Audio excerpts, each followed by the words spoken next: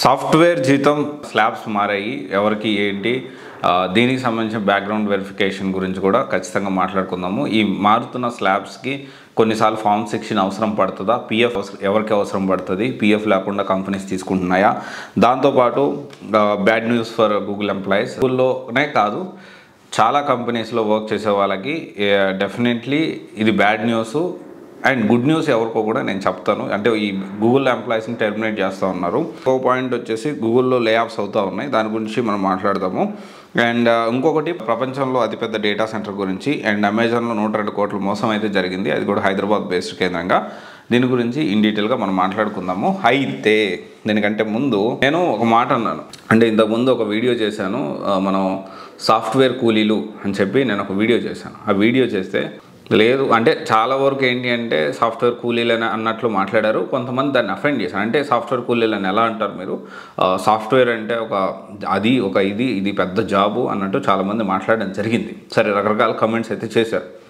అయితే first of all software కూలీలు అని అనడానికి వైట్ కాలర్ కూలీలే. ఇప్పుడేంటి అంటే ఇది ఎందుకు ఈ మాట చెప్తా ఉన్నానంటే, మనకి కంపారిజన్ చేసి చూడండి, మనకి ఇండియాలో ఒక 10 సంవత్సరాల నుంచి జీతం ఎంత పెరిగింది చెప్పండి.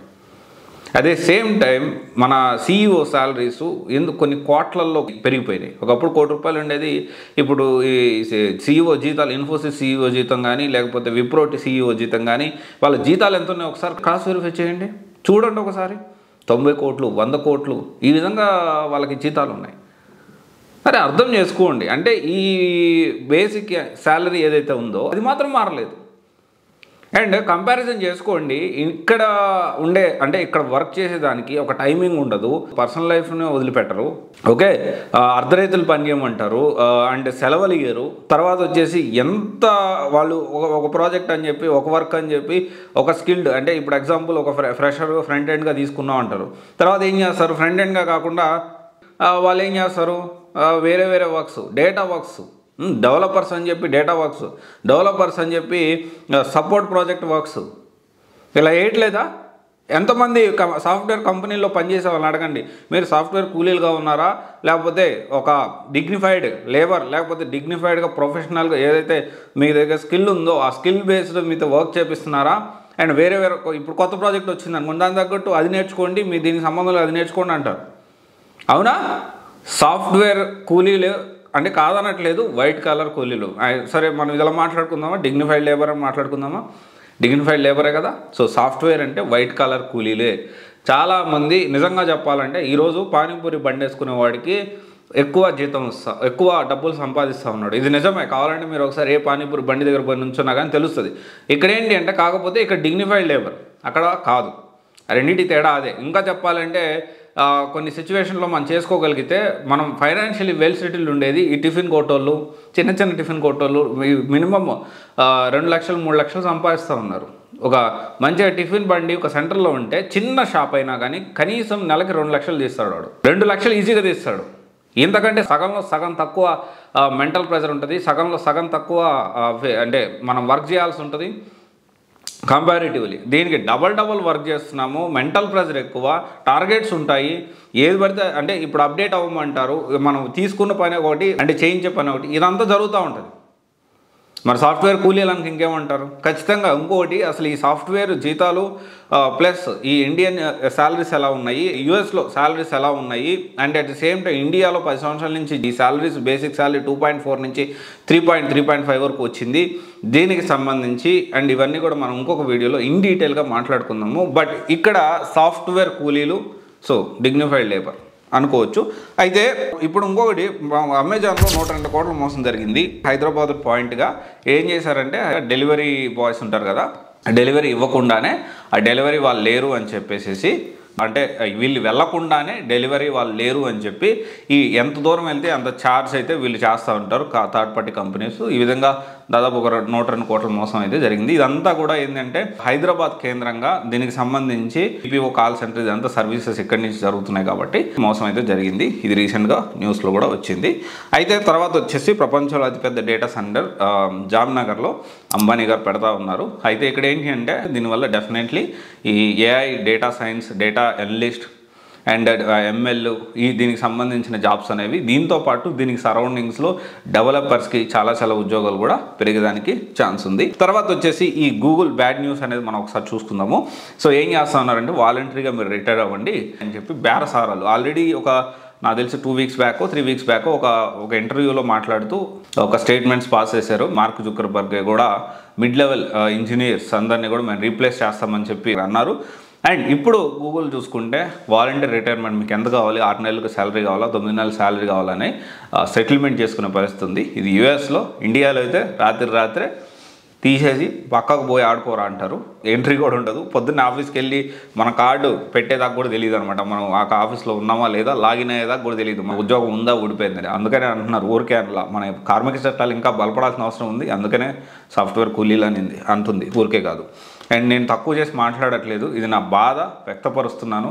చాలామంది మనకు తెలిసిన వాళ్ళు, మన స్టూడెంట్స్ కానీ, మన ఫాలోవర్స్ కానీ, లేకపోతే మా ఫ్రెండ్స్ కానీ, నా వైఫ్ కానీ అందరూ కూడా చాలామంది సాఫ్ట్వేర్ని మీద డిపెండ్ అయి బతుకుతున్నారు.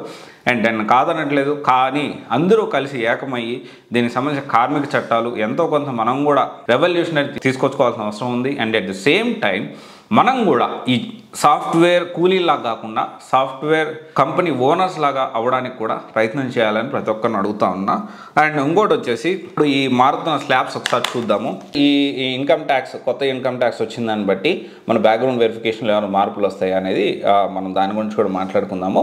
అయితే ఇక్కడ ఓల్డ్ స్లాబ్స్ వచ్చేసి దాదాపు 3 lakhs వరకు అంటే ట్యాక్స్ ఏం పడదు.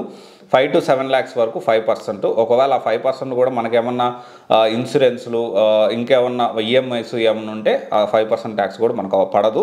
అండ్ 7 to 10 lakhs అయితే ఖచ్చితంగా 10% ట్యాక్స్ పడుతుంది. 10 to 12 lakhs ఇది ఓల్డ్ స్లాబ్ గురించి మాట్లాడుతున్నా. And changes, background verification changes గురించి కూడా ఖచ్చితంగా నేను మాట్లాడతాను. 10 lakhs నుంచి 12 lakhs వరకు 15%, 12 lakhs నుంచి 15 lakhs వరకు 20%, అబోవ్ 15 lakhs 30% అయితే ఉండేది. న్యూ స్లాబ్స్ వచ్చే విషయం చూసుకుంటే 4 lakhs వరకు మీకు ఈఎంఐ ఉన్నా లేకపోయినా ఎలాంటి ట్యాక్స్ పడదు. 4 to 8 lakhs వరకు 5% పడుతుంది. అండ్ 8 to 12 lakhs వరకు 10% పడుతుంది. ఒకవేళ 8 to 12 lakhs వరకు కూడా మీకు ఏమైనా ఈఎంఐస్ లేకపోతే దానికి సంబంధించిన ఇన్సూరెన్స్లు ఏమైనా ఉంటే ట్యాక్స్లు అనేవి పడవు. 12 to 16 lakhs 15%, 16 to 20 lakhs 20%, 1 to 24 lakhs 25%, 24 lakhs and above 30% అయితే ట్యాక్స్ అయితే పడుతూ ఉంది. ఇది ఒకసారి చూసుకోవచ్చు. అయితే ఇక్కడ ఏంటి అంటే ఇక్కడ మ్యాక్సిమం లాస్ట్ ఎలా ఉండేదంటే 7 lakhs వరకు కూడా మనకి ఈ ఫార్మ్ 16 అనేది మ్యాండేటరీ అయితే కాదు. అండ్ బ్యాక్గ్రౌండ్ వెరిఫికేషన్లో చాలా కంపెనీస్ ఈ ఫార్మ్ 16 అడుగుతూ ఉంటాయి. కానీ విత్ ఇన్ కంపెనీ అండ్ ఎవరైతే జాబ్ చేస్తున్నారో మోస్ట్లీ కంపెనీ వాళ్ళ ఇష్టము. సో ఈ ఫార్మ్ 16 ఇవ్వాలా ఇవ్వద్దు అనేది అన్ని కంపెనీలు ఫార్మ్ 16 ఇస్తాయని కూడా కాదు. అండ్ ఇక్కడ 12 lakhs కొన్ని స్టార్టప్ కంపెనీస్లో, మిడ్ లెవెల్ కంపెనీస్లో కూడా ఈ ఫార్మ్ 16 అనేది ఇవ్వరు. సో దాని గురించి మనము ఇంటర్వ్యూ అప్పుడు ఎక్స్ప్లెనేషన్ చేయొచ్చు. బ్యాక్గ్రౌండ్ వెరిఫికేషన్ అప్పుడు కూడా ప్రతి ఒక్కరికి ఫార్మ్ 16 ఉండాల్సిన అవసరం లేదు. ఇంకోటి వచ్చేసి ఏంటి అంటే పిఎఫ్ విషయం చాలామంది ఒక ప్యానిక్ అయిపోతూ ఉంటారు. పిఎఫ్ విషయంలో చాలా మార్పులు వచ్చాయి. ఈ బ్యాక్గ్రౌండ్ వెరిఫికేషన్లో పిఎఫ్ ప్రామాణికంగా కొన్ని కంపెనీస్ చేస్తున్నాయి బ్యాక్గ్రౌండ్ వెరిఫికేషన్ అనేది.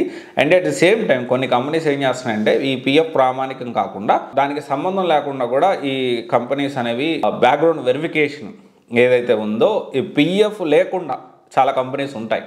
అండ్ మనం ఎక్స్ప్లెనేషన్ చేసుకునే దాన్ని బట్టి ఉంటుంది. ఎందుకంటే 18 members కంటే ఎంప్లాయీస్ తక్కువ ఉంటే ఖచ్చితంగా ఆ కంపెనీ పిఎఫ్ తీసుకోవాలా వద్దనేది ప్యూర్లీ కంపెనీ ఇష్టం. ఇదైతే క్లారిటీగా మనం అర్థం చేసుకోవాలి. ఇది ఒకసారి ఆలోచించండి. అండ్ ఇవన్నీ కూడా అంటే ఇంకా ఈ కొత్త దాన్ని బట్టి బ్యాక్గ్రౌండ్ వెరిఫికేషన్లో మార్పులు అయితే మేజర్గా మనం ఫార్మ్ 16 అయితే చూడొచ్చు.